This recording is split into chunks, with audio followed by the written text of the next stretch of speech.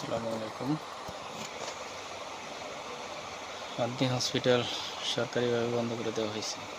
আসলে এটা কতটুকু যুক্তিসঙ্গত? ৬টি শিশু মারা গেছে, হয়তো ঠিক আছে, চিকিৎসার মধ্যে ভুল ত্রুটি হতে পারে, থাকতে পারে। এটা তদন্ত করে দেখে শাস্তিমূলক ব্যবস্থা সরকার নিতে পারে, স্বাভাবিক নীতিই হবে।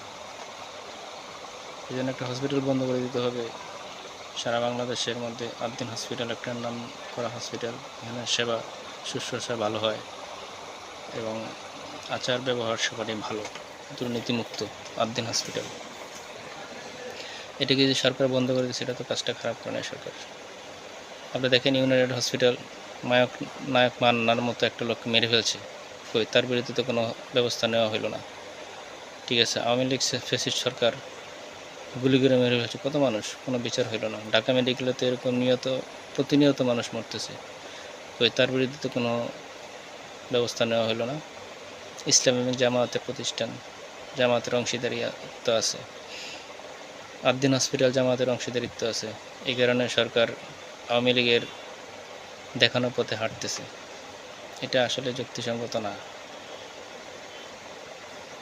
বাংলাদেশ রাজনীতি নোংরা রাজনীতি। জনগণের জন্য আসলে কোনো সরকারই কাজ করে না।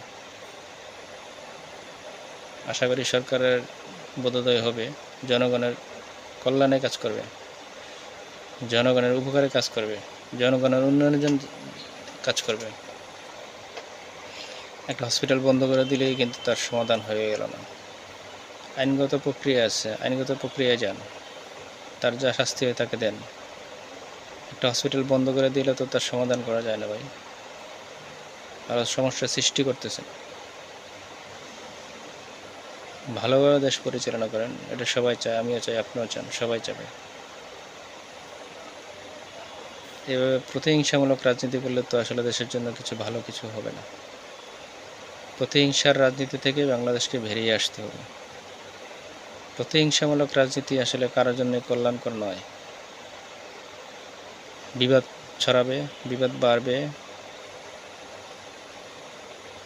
অশান্তি বাড়বে, বিশৃঙ্খলা বাড়বে, আন্তর্জাতিক চাপ সৃষ্টি হবে। দরকার কি?